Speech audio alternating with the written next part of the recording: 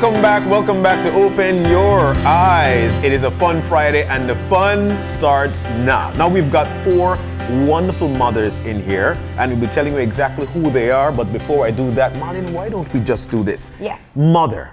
Mother love is the fuel that enables a normal human being to do the impossible. My goodness. We've got these lovely ladies and they could tell you exactly how that impossible is being done.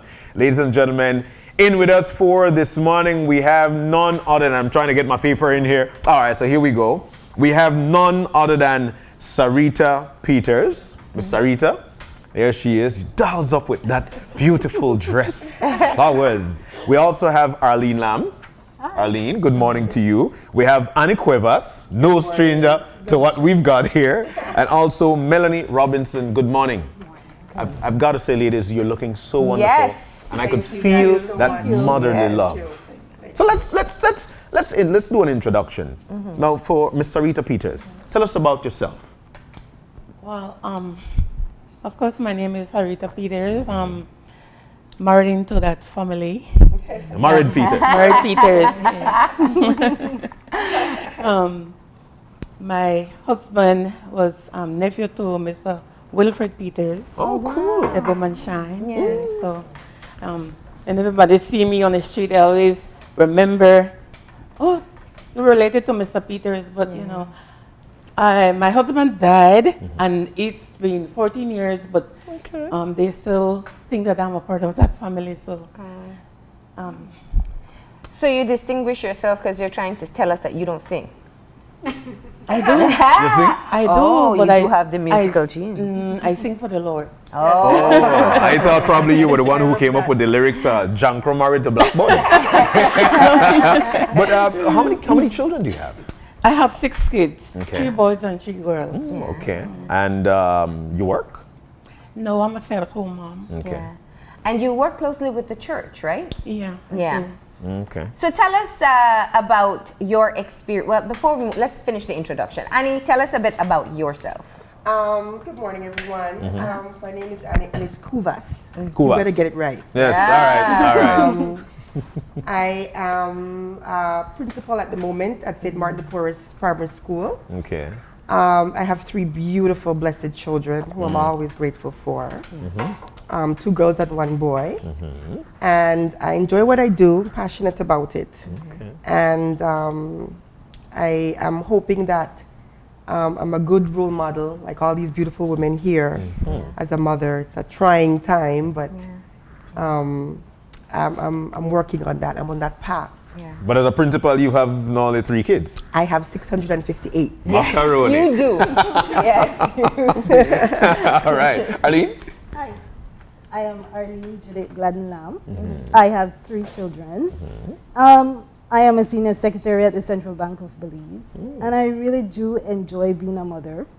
Besides that, I am also a member of the church committee at St. John's Cathedral. Cool. Wow. And on to Melonie. Yes. I am Melonie Murray. Sorry. I'm Mrs. Robinson, Dara wife. I work along with Dara with his feeding program for like over 10 years now. Okay. Well, like, you know, I stay behind the scenes. So. Well, today is spotlight. And besides the amount of children that you guys feed on a daily basis, how many Yeah. children do you have? Well, I have 2 girls. Okay. I have 2, and well, plus the 40 plus kids where we feed and thing like Monday to Fridays and stuff. So I have 40 odd kids, you know. And that's on a daily basis. Yeah, Monday to Friday. 600 to 40.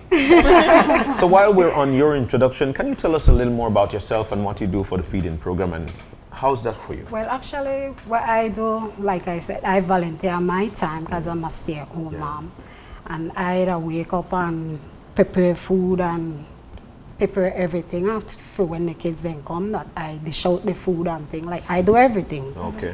You know, like feed the kids when they come in for eat and thing. And too, you have to talk to the kids like a real mother. Like sometimes some of them come, the behavior of them and thing, and you have to try talk to them to make sure like them behave and operate and thing also. So that what we do daily basis. Your motherhood journey is interesting. You have a 15-year-old, and then you have a 2-year-old.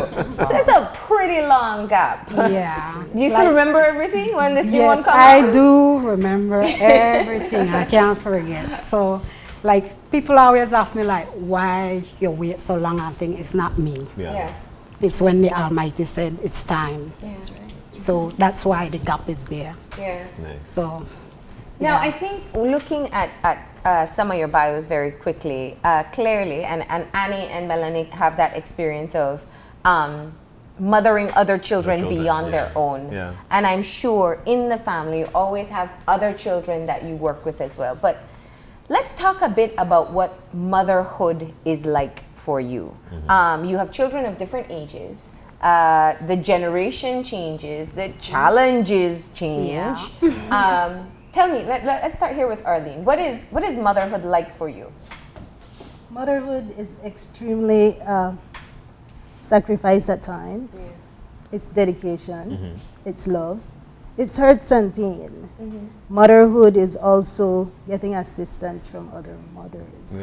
It's something that you have to understand. You cannot do it alone. Our mothers didn't do it alone. And for us women now today to think that we can do it alone is truly a myth. You have to seek help from other ionic women. You look around the society and you will find women that will be more than happy to help you. I have women in my life that helps me on a daily basis. I have Miss Kenisha, I have Miss Jones, I have Miss Dorothy, I have my own boss, Miss Angela. These are women that helps me daily. I would ask and I would say, this is what I really need to get done for my children. You should not be afraid. You shouldn't hold any shame, any too much pride. You should be able to say, I need help. And once you're able to do that, the Lord will provide those people in your lives. And that's hard for a lot of people to ask It is for. hard. It is hard because you have to seek them out sometimes. But at times you can pray and the grace of God will lead you to those women. These women will come to you. How old are your children and their names? My children, I have a 22-year-old Dante. I have a 16-year-old Dini. That's my only girl. And then I have a 6-year-old Darnell. Wait, so 22, 16, And a 6. and 6. Yeah, so you also had a big gap too. 10 years seems long. Well, again, it was not my choice. It was the Lord. And we must understand as women, children are a gift from God. Wow. And when you get that gift, be prepared to do what you need to do to take care of them. You have to sacrifice. You have to know that each day, before you make any decision, you have to consider your children. Motherhood is the most important job the Lord has given to us. You can't be too busy to take care of your children. They are a gift. Now, I like that you said that because, and I'm sure all of you can agree, sometimes there's a lot of guilt based on you as mothers. Are you giving enough time? Are you doing enough? You know, when they make a mistake in their lives, somehow you feel that you're responsible for it. And then balancing the work and family life is always one of the consistent challenges I hear. How do you cope with that? Well, what I do, many times I have many events for a day. I would get up early. This morning I got up about 4 o'clock, and that's with the help of my husband. He's very supportive. Douglas, I love you. He helps me a lot. Right? It's important to have somebody in your life that will understand that, listen, this is not a one-way street. Both of us need to put our hands together. We need to pray as a family. We need to understand that these children will make mistakes. And when they make mistakes, you don't push them down, you stand beside them. And you go through the hurts and pain with them. Because you understand that you want forgiveness too. So you must learn to forgive them and let them understand. Forgive yourselves. You know, if something happened, it happened and it's in the past, but your future is ahead of you. And you have the key to that future. Definitely. But you know, That is actually one perspective, with the perspective of having that husband there to help you, having that husband there to actually put you over the hump, like for instance this morning. But then there's another perspective of not having that husband there, and then still having to be that full-time mother, having to do things that fathers must do for their children as well, which brings me to you guys. And I would like your perspective of having to deal with the children, not having the husband around. Well, I was blessed because my husband died when all my kids were grown. So I was blessed. My oldest is 45. Wait. The oldest home? 45. Okay. What's it? Say the names of your children. Lyndon, 45. Roxanne, 43. Glenn Ford is 42. Tiffany, she don't like me to say how old she is, but I tell her, you don't say anything, I will say. Yes. So she's 39. Okay. And then I have William Jr. He is 36. And then I have Shanadine, who will be 35 in November. Oh, wow. So 3 boys, 3 girls. You have grown babies. Yeah. Not even just grown, they're grown. And I also have 25 grandkids. What? Stop them on top. 25 grandkids and 2 great grand. Wow. A girl and a boy. What is it like for you? What? Well, at first, when I had my first child, it was a challenge because at the time I was only 20 years old. And my dad think that, okay, you want to be a woman, you be a woman. And he put me out. Wow. He put me out. So I said, you know, whenever I have kids of my own, even if they are girls, and this happened to them, I won't do that. But when I left the home, I was like 6 months pregnant. And when they see me again, my baby was 6 months. And then he knew that he has a grandson. But in all that, it didn't make me bitter. It made me better because it taught me how to stand on my own and be a woman. And then I met my husband. My first child wasn't for my husband. And I met my husband. And my 6 other kids paved the way to being who I am today. At first it was hard. I heard about Jesus but didn't really know Who Jesus then was. when I get to know him, everything will start to fall into places. But one of the things that I learned never to do is to tell a child hurtful words, you know, because that stay with them. And the best thing you can do for them is pray, and they will make mistakes, but it's their mistake. So they need to learn how to deal with it, and then you help them along. And with the help of the Lord, that really, really play a big part in my bringing up my kids.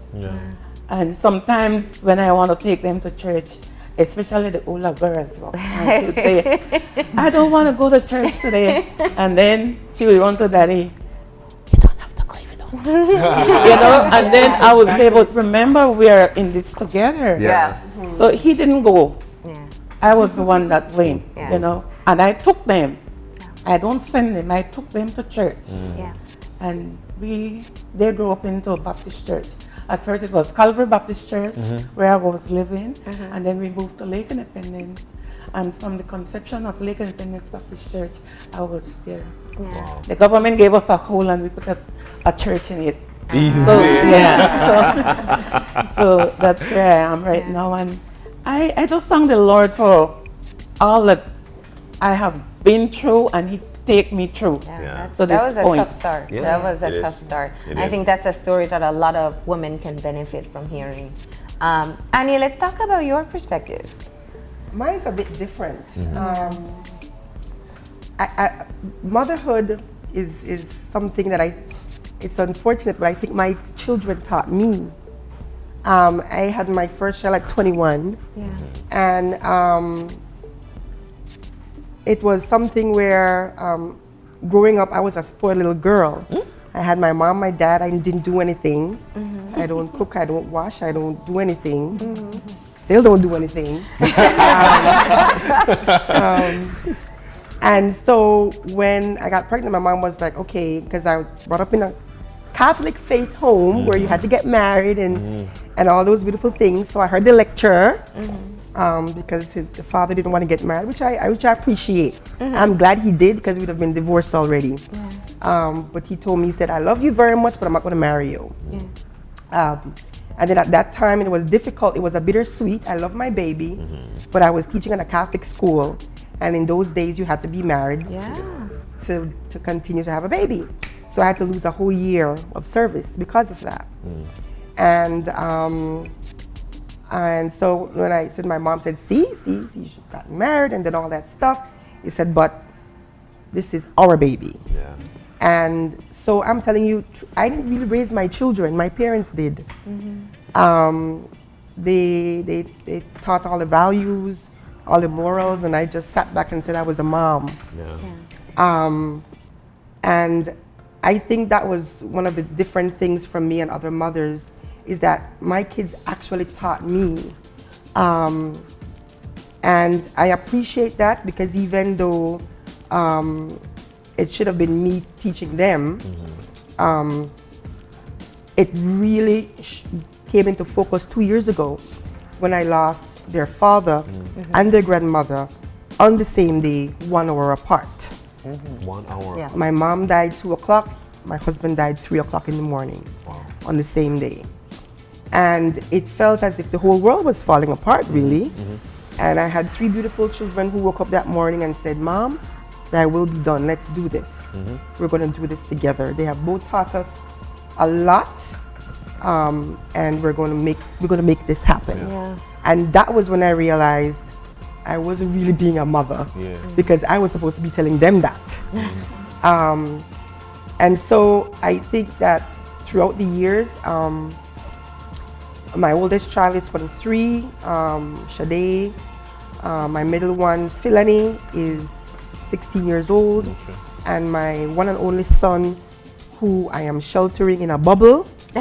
And owning it too. Is 12, going to be 13 years old. But they're all children who are very well independent. I have taught them both. My mom and dad taught them the traditional values. They taught the traditional. I taught the modern. I'm more of a modern mom. I allow children to make their decisions. I don't tell children no. I tell them whatever they want to do, do it. And whatever consequences come along with it, we're gonna work it out. But I don't set rules and regulations. You can't do this, you can't do that.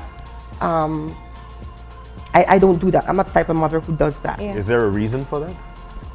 The generation that we're in is different. You don't tell children what to do, and you don't tell children what to think. You teach them how to think. I want critical thinkers in my home. I don't want them to say, Mom told me to do this. I want them to say, well, Mom showed me the path, and I'm going to choose right or left. I'm not going to tell them where to go. Because I guess because of being in the profession of being an educator for 25 years, I see what works. And simple thing like, we grew up in a Catholic church, we go to church every Sunday. I'm not going to force my children to go to church. If I get up and go on Sunday, I'm going to go. If they want to go with me, let's do this. We're going to go. How often do they go with you? They go with me at least 2 times for the month, which is surprising, because we started voluntarily. Yes, because they didn't go at all. But we pray together. But I don't force them into anything that they don't want to do. We are a family where everybody needs to be heard. If someone is hurting, we need to sit and talk about it. And I'm very open with my children. We speak about any and everything. And I think that is a lot of parents, when I do parental skills training classes, other parents ask me, how is it that I could go to the club with my daughter who's 23, going on 24. Her and I party together. And other parents are like, but how do you do that? I said, well, it's easy. You raise your children to trust you. You raise your children to communicate with you.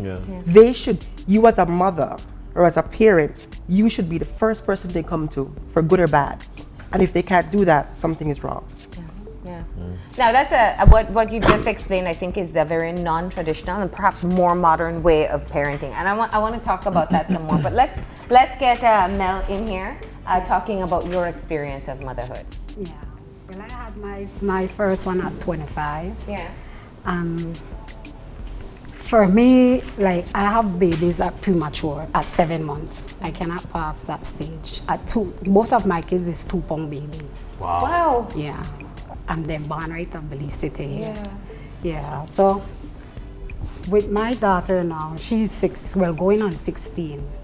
She wants me to be like her best friend. But I always tell her mother first. And with the church thing, she loves to go to church, but she wants me to go with her. And what happened with the 2-year-old is very hard because the 2-year-old, she's very busy. Yeah, the 2-year-old is Haley.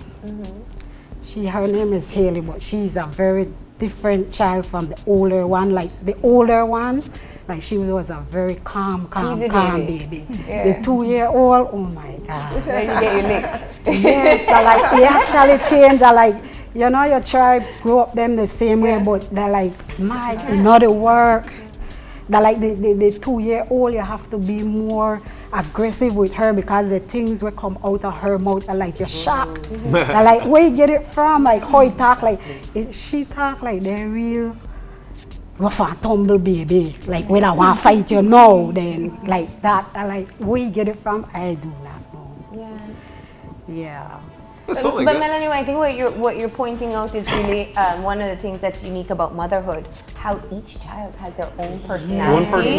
And you have to adapt to it. It's, I mean, I don't have children, but I see it with children all the time in my family. It's just one perhaps will be more docile and one will be rambunctious and you know, one will listen and one you'll have to say it over and over. Yes. And I'm sure that has to be challenging sometimes because there's how you were parented, which is a very different way given the era. Yeah. And then there's what you have come to experience as well. Tell me, how did you make that adaptation as a mother? Let's start with you, Miss Sarita. Well, growing up, I love being with older women. I never have friends like in my age group. So that was one of the things that I learned quickly, that the older women taught the younger women how to be more responsible and, you know, like stuff like that. And that was one of the things the Bible taught us too. The older woman supposed to teach the younger woman. So I tell especially my girls, I tell them, don't latch on to people that will just be there because you want them to be there. Latch on to somebody that will help you to grow and to know more, you know. But when you have a question or you come to me, and that was one of the things I really appreciate and I love with my girls. They know how to come to mommy. Even though they are big now, they still know how to come to mommy. My older daughter, Roxanne, she says, Mommy, I was angry with you for a while. So that, like, I was, why? He said, because you didn't let us go and play. You didn't let us go and run around in the neighborhood. So I tell her, I said, well, I have a reason why. He said, well, no, I know. He said, I thank you for it. Because the things that my friends went through, I am glad that I didn't get to go through those stuff. So Miss Sarita sound like a strict mama there. Well, my 3 children, like you said, they're extremely different. The first one, Dante, he's quiet like a mouse, but very observant, well respectable. He's a young man that has his head on his body. He knows what he wants. He is a early person. The doctor gave me the 22nd of October, and he was here the 22nd of October at 4:14 in the morning. And I think he sticks to that. Everything he does, it's pretty early. Oh, wow. He would be an early riser. If he has somewhere to go, he's the first one ready. he would be, come on, everybody, you got to get ready. We won't be late here. You know, I do not like to be late. I said, son, I know you were born at 4:15. Now, my middle daughter, my middle child, sorry, Dani is the life of the party. And I call her, she's the lily of my valley. When she smiles and when she laughs, she will bright up the entire room. What? Right? Yeah. Dana is in no hurry to do anything. She will get it done. But she's not in a hurry. Okay. And I understand that sometimes. Yeah. Right? Now I have Darnell. Darnell is the one that will surpass. He will try to do anything. He thinks that he can take down a giant. He will sit in the chair, and the things that he will tell me, he would creep up on me and say, Mommy, I love you. And I said, what is it that you want? He says, nothing, I just love you 1,000 times. I said, thank you, Darnell. And then he would come back and say, can I have like 2 sweets instead of And last night I was telling him, he said, you had promised me. I said, yes, I know I promised, but I'm not going to give it to you tonight. He said, early in the morning, I'm going to leave it on the table for you. And I didn't leave it on the table to give it to you when I get back. Oh, because he's probably waking up and saying, Mommy didn't do it. But he is the one that he will take on any challenge. He doesn't even think he's 6. You know, I think it's because he's growing up with siblings that are much older. And the way that he would have a conversation with you and the things that he would say to me. I think one of the hardest thing I ever had to tell him was when my father died. I said, because he was very close to my father. Okay. You know, and I had to tell him, I said, Grandpa died. And he said, what you mean? I said, well, he died, and I had to teach him about death. Yes. Yes. You know? And in a positive way, to let him understand that people do die. You know? And it's nothing to be extremely sad about. You must think about all the times you had with Grandpa. And he was only 2. But I take time quite often to remind him so that he does not forget. Yeah. You know? I tell him the stories that Grandpa used to tell him.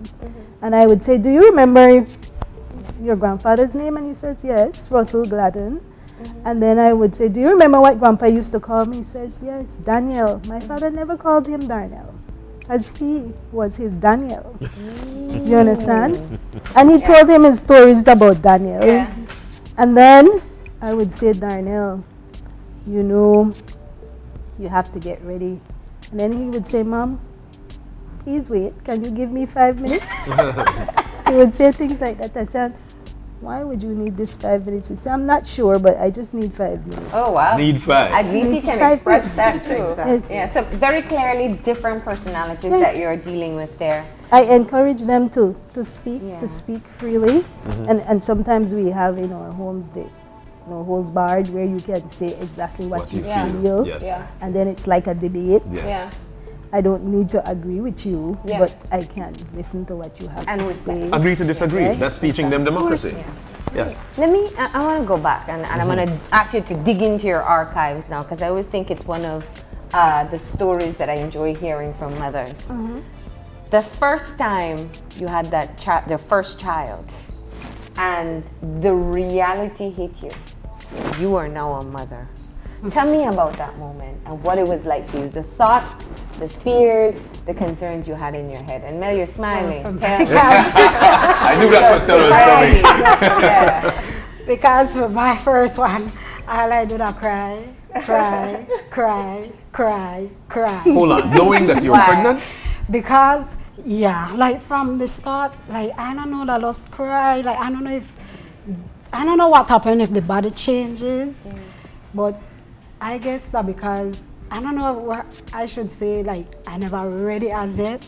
Like I just feel like I never ready.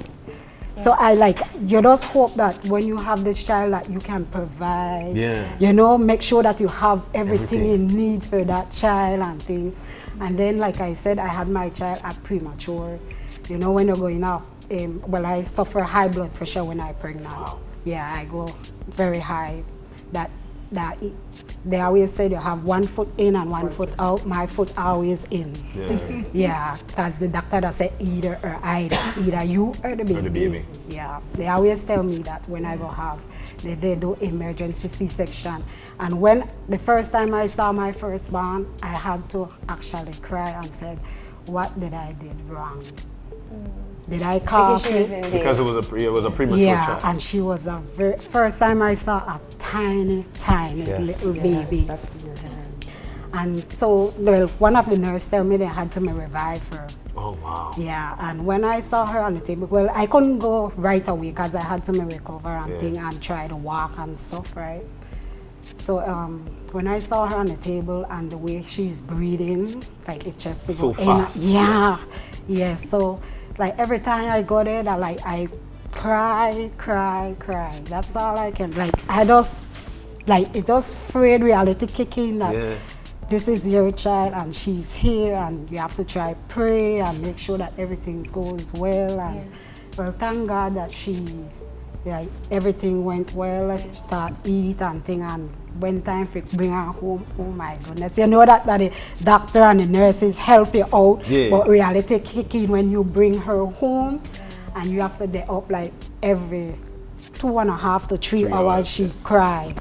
And by the time you said sleep, because baby they cry. He's getting up. So yes, so you actually find yourself, I don't know if this ever happened to any of you, sit down on the bed and have the lean up like this with the baby and you fall asleep on the bed. Oh my goodness. I think that's traditional. I tell you, so that like, you know, For the if feeding we baby have, while you sleep. if we have kids, that's why I always said, yes, like they're young lady where they have baby, you have to be very mentally prepared, financial prepared, to have a child. Prepared. Everything you have to make sure that you are prepared to have a baby because it's the time, a lot of time and patience to deal with a baby. You know. Did it all feel real when you held her for the first time? Yeah. Yeah. So they put her in your arms and then what? Yeah. What was that feeling like? What did you feel? Having the child being set into it. It's very reality kicking like, oh my gosh, I actually bring forth a human being in this world, you know, to help out and things. And like I said, well, I'm glad that I have her because my sister wanted me to go to the States to have her. But I say I'm glad that my husband could experience what I've been through or what I've gone through. That he was the first one, he saw the baby before me. Yeah, because you had C-section. Yeah. He saw the baby and it was a joy and that for him. Everything she wants, she run that daddy. You know, I come to mommy because mommy that either know or where you want that from. You understand? So even when I go buy stuff and if I don't like it, I take it back to the store. Nah, that not work. And they can't stand that it be like, so everything what she want or need, it like go to daddy. Because you know that, like I said, that gap, I guess what she was the baby for like 13 years of being the only child. I think that's why because that Dara named her Shadi. Yeah, because he used to listen to the song. Shadi. Yeah. Shadi, yes. You think I leave you down when Think yeah. So that when I'm in the hospital, that's the way he used to listen to. That's why I named her Shadi. All right. So Annie, take us back to your first experience as a mother. Knowing you're pregnant and... No, we're talking about when you really have that realization. All right, cool. It was, I had lots of different emotions because of my situation. I really felt, as I said, it was bittersweet for me because first of all, I felt like I let down my parents. I felt like I let down my church. I knew I may not have a job after this. And it was all like, you know, all like just winding down to the point where I felt, okay, well, this is gonna happen. We're gonna do this. And I always thank all my children because I've never had long pain. I'm in and they're ready to come and I'm out in half an hour. Wow. ready to go again. And so the first time you held the baby. Yeah, when I held Sade, oh my God, there was this, same thing, because her father loved Sade. Yeah, because I wanted Brianna. And he's like, no, that better be the middle name. Her first name is Sade. And there was no Brianna yet. No, Brianna. Oh, I wanted Brianna. Yeah. I wanted Brianna for his first name, and he said, no, Sade. Sade Brianna. Yes. He said, you could put that in the middle, but Sade's going to be in the front. Oh, man. And I said, okay, that's cool. And I went in about 6:35, September 30th, 1995. PM? PM. Okay. And I had her about 7:01. Okay. And she came out in this little white, I was like, y'all need to go back and find the father. Because this child is white. And they gave her to me and they put her on my chest. Yeah. And I was like, you need to check her. And they was like, why? I said, because over her eyes, it's red mark. And I'm like, what's that? Something wrong with her eyes or something? And the nurse told me, he said, what did you like to eat? And I said, watermelon. She said, that's why. Oh. Watermelon. Watermelon over the eyes and liver spot on the upper butt. That was her dad. I don't know how that happened. This miracle thing. I don't know how these things happen. Yeah. And I held her and I said, okay, my daughter, I know maybe I brought you in not the way I want you to, because I wanted to be married, I wanted to be okay, but we're going to do this together. And the father reassured me, don't worry, we'll do this. Yeah. And I had a thing where I started with her along with my other 2 pregnancies, because what I do is that my thing is that I don't hold babies well. Like I was supposed to have like 6 babies. I always have a miscarriage before I have a child. Okay. And so I don't tell my family until after like 3.5 months. That's when I tell the family. Because before that, it's going to be devastating for me. Yeah. Miscarriages are very, very, it make you feel hopeless. They make you feel like you're not a worthy female. Because how it is that everybody can go through 9 months and I can't. You can, yeah. So so seeing her after having the miscarriage before her, it was like, yes, I did this. Yeah. But it was always like, I don't want to do it again. Even though it was half an hour of pain, and even though I went through the miscarriage, I was like, I don't want to do this again. Yeah.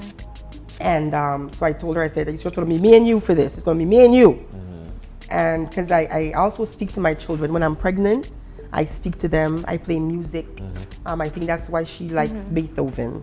I used to play a lot of Beethoven. Wow. And when she heard the music, she's like, Mom, what was that? Like, I think about 5 or 6. And I said, that's Beethoven. I said, oh, I think I heard that music before. What? I said, yeah, right in here. Yes. Because that's where to keep her calm, because I wanted a calm baby. I didn't want to have to go through hard pregnancy. Yeah. And I was told that music really settles them, and speaking to them and talking to them every day. And the connect of being a mother really helps, because when that child came on my stomach, it was like, yes, this is my baby. Great feeling. Now, what about the challenges of motherhood? What is it that, you always hear mothers talk about the things that keep them up at night. The things that, I'm sure you all with grown children, especially would know you never sleep when your child is out, and you stay. There you go with them. And not all of us have that relationship. Yes. But there's so many unique challenges I think that mothers have. What would you say is one for you? Okay. One challenge for me is sometimes when they're sick. Yeah. And when they're sick, they need you more. Yeah. They need you to be motherly to them. Yeah. I would say to them, don't worry about the homework. Nobody does homework when they're sick. You need to rest. Yeah. You need to get some motherly love. You need some soup. You need to get just that hug from mommy. Yeah. Mommy is there to just ensure that you feel better. And sometimes my son would just tumble and fall, and I call myself sometimes mommy doctor. I said, come let mommy doctor take care of it for you.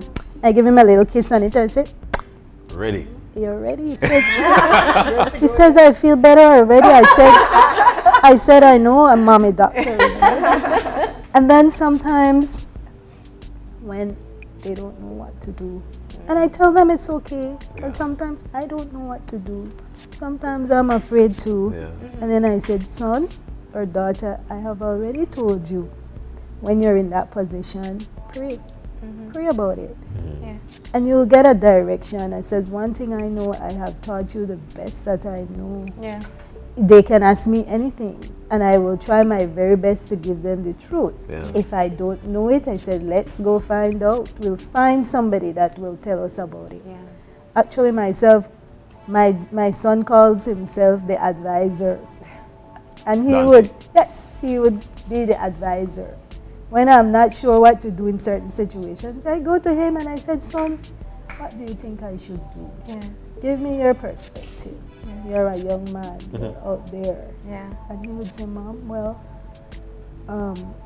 this is the scenario. Maybe it's not traditional, but this is the reality of what is happening out there. Let's try this. Let's see if it works. And I trust his judgment because I know that I've taught him well. And he hasn't disappointed us. He has been a fine example for his older siblings. It's been a very great relationship. The adult-parent relationship is usually difficult, but I love that you are able to turn to him as well. I would say to him, let's dance. I said, if you don't know how to hold your mom, you don't know how to hold your wife. So let's dance. And we would dance, and then, of course, they think I can't dance. But then I said, try me. And I have led them and they have led me in some circumstance.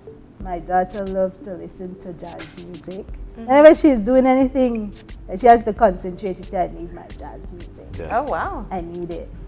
I need to listen. And then she gets so passionate about it, and then I see her come alive. This is the DNA that will be outstanding. You know, sometimes when they don't know what to do, what career path, I said, well, you have to find something that you love. When you find a thing that you love, and I can't tell you what it is, and you really don't know at this time, it's okay at 16 not to know. When I was 16, I didn't know.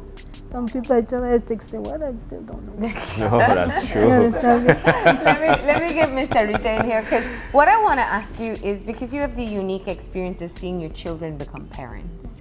And you know, that's unique in its own, because you do have your mothering style, and then you'll see their parenting style. Tell me about what that was like for you.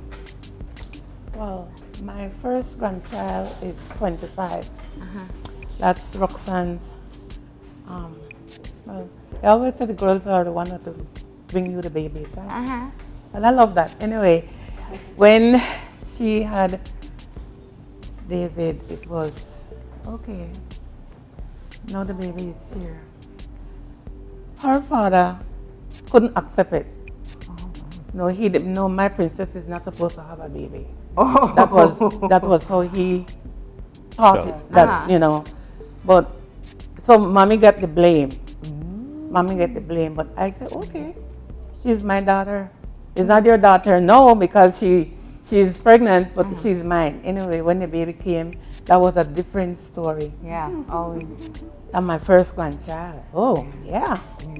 When his friend came over, my grandbaby, and you know, show off and all that. and then because of the modern things now with all the little things that they write on the clothes, she one of her friends sent her a shirt that say I'm grandpa's Princess. number one. No, it was a boy. I'm grandpa's number one. Every time he want to put that shirt on, him, his friends are coming over. Grandpa's number one. You know? And then watching her, it wasn't hard because we always have kids around. So she knew exactly how to take care of her. Mommy didn't have to jump in and, you know, I helped. But she knew what she was doing because we always had kids around. Did you have like a moment where you were exceptionally proud and you watched her mother and it just made you so happy? Yeah, it was. Tell me about one of those experiences. the first time when she came home with the baby, she came in and she sat on the bed and like they hold the baby and she looked like, is this really mine? You know? And that was really touching because It's a beautiful moment. that was touching because you carried this baby for 9 months. Yeah. You know, and then now you have him in your arms, and then you were, is he really for real? And you watching on to your daughter when you had that moment too. Yeah. Was there any reflection of seeing your daughter holding your first grandchild? How did that make you feel, seeing how you are? That's another generation for you. Well, that I wasn't proud of the way that it happened. But then when she had the baby and didn't have any problems, I was happy for her. All right. And then I was also, I don't know, so overwhelmed because, okay, my husband didn't want this baby, didn't want this to happen, and I got the blame. Run away from the house 4 o'clock in the morning because I did not want to hear all that he had to say.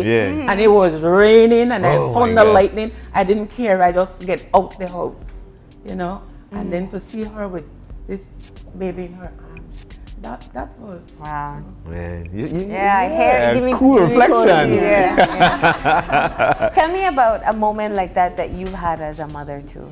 You know, it probably hasn't been seeing your child become a parent, but you always have those standout moments where you just, whether it's pride or maybe just that reassuring moment that I did something right.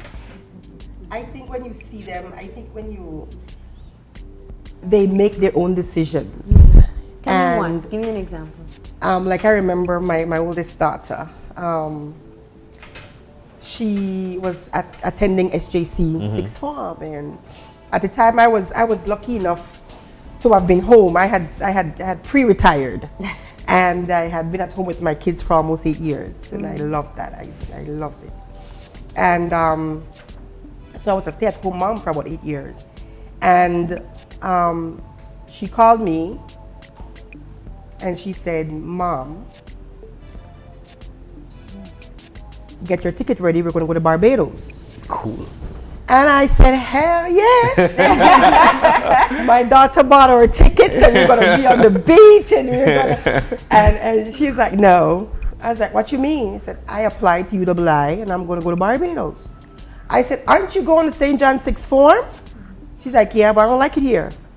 So I applied to UWI in Barbados, and I got in, and we're gonna go. And I'm like, "Okay, you set me back. I didn't understand what's going on here." And she said, "Mom, we're gonna talk about it." And we had lunch, and she said, "Mom, I know you wanted me to go. I know you want the tradition thing. We all went to St. Catherine's. We all should go to sixth form. We all should do this thing. But I don't like sixth form. I don't like SJC. They're not teaching what I want to learn, and I'm not happy here." Which I should have figured that out, because at a child who's 18, whose her classes finish at 10 o'clock, and I should pick her up at 9:59, I should have known something was wrong. Because SJC students, they don't hang want, out all day. they don't hang out all day. But I had to be there before 10 o'clock. Yes. And she said, I'm not happy here. And you always say, when you have a gut instinct and you feel like you should do something, you do it right away. And so I decided that right away, I'm going to apply. And I didn't know I was going to get in or anything, but I did. And so we need to go to Barbados. And I sat down and I said, wow. I said, my daughter's now a grown child. Yeah. And she knows what she wants. And I've always taught them that. See, my thing was, I have always taught my children to be independent thinkers.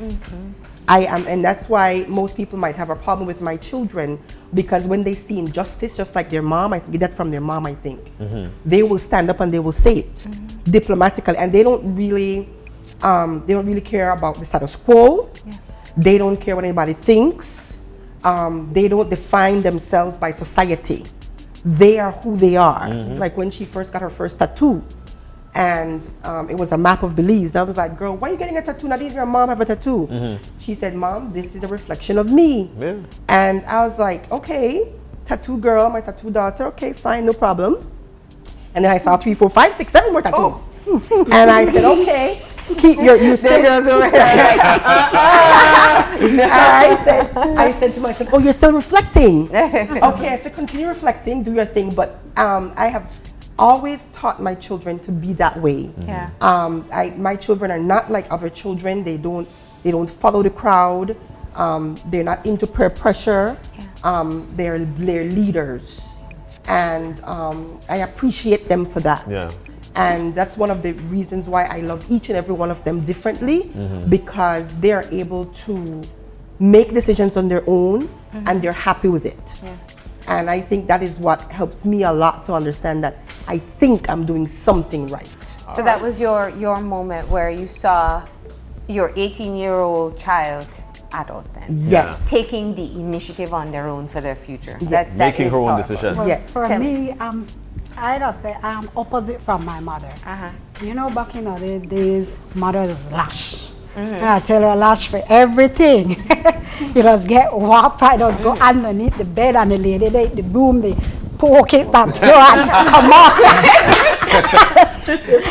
And you know, I grew up and I not find myself could lash my daughter. It's hard for I actually whop her with something. I can't, like, I don't know why I can't do it, but anyway, what I like with Shadi, she's 15 going on 16. Shadi is someone that remove herself from peer pressure, or children that is doing things where they're not supposed to do. She know how to remove herself. Sometimes one time, like, things bother her, she'd either come to me and tell me, like, Ma, this and this are where they go, and I say, Ma, I know they hang with them kids again because then they do such a things when they're not supposed to do. And I'm glad that I did something that I touched her to realize that, all right, remove yourself from this situation and think that she follow her own mind. That, you know, So if give she me wants, an example of when it happened. yeah. And like I said, my daughter is somebody, she like talk to me about stuff. Sometimes, you know, like tell me some stuff because probably I go off. And, you know, like when I shout, they say, Ma, you could talk to me, but please not shout. Yeah. And it listen more like that, like, because she's a child, when she come home, it's straight on her phone, earpiece, or a lead player, they play music loud, they listen to everything. Gospel music, listen to rap, some music I don't get the sense of, but they listen to them. But the things where she like listen to, like people will give poem or different thing, I love them thing, like sometimes I see she do write down a only poem, or even rap music, and she they sing, he actually sing and he tape herself and I listen to it. I say, Mama, why you sing again for me? But if say stand up front of me and sing, he know I do it. But he going to lock up in the bathroom and tape himself and then he make her listen to it. Yes, that's what I like about her. And I say thank God because, like I said, like when I had my child, I learned to pray a lot. Yeah. You learn to pray. Always you could do that, pray, and ask God for help you out to raise your child, because nowadays days, well, with the 2-year-old, man. Now all of we want to meet this 2-year-old.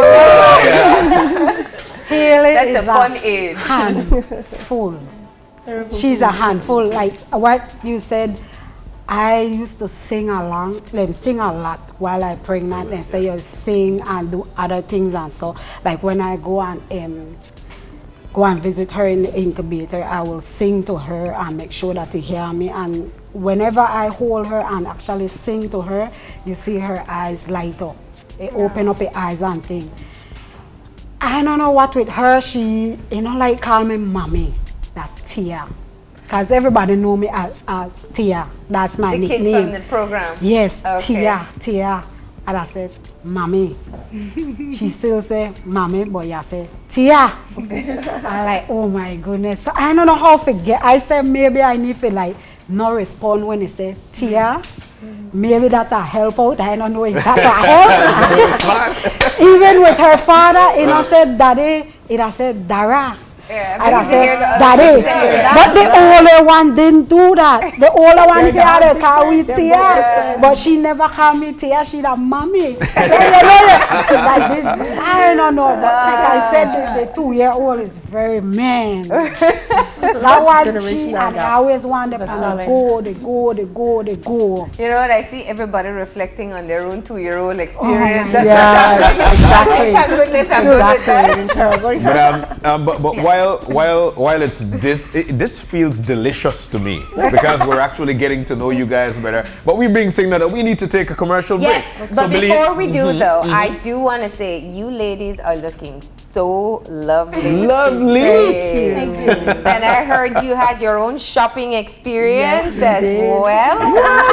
What? We have to say a big thank you. You know, every year when we have this Mother's Day special, because we want you to feel special too, we partner with Pink Boutique and they are always willing.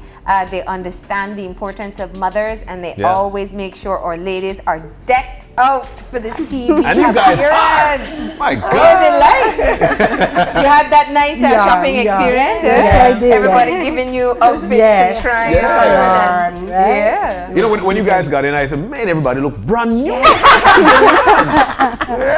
Excellent. So we do want to just take a moment to say thank you to them. And of course, we'll be looking at a quick video of that too. But we're going to take a break. And when we come back, we have some fun games happening. So please stay tuned.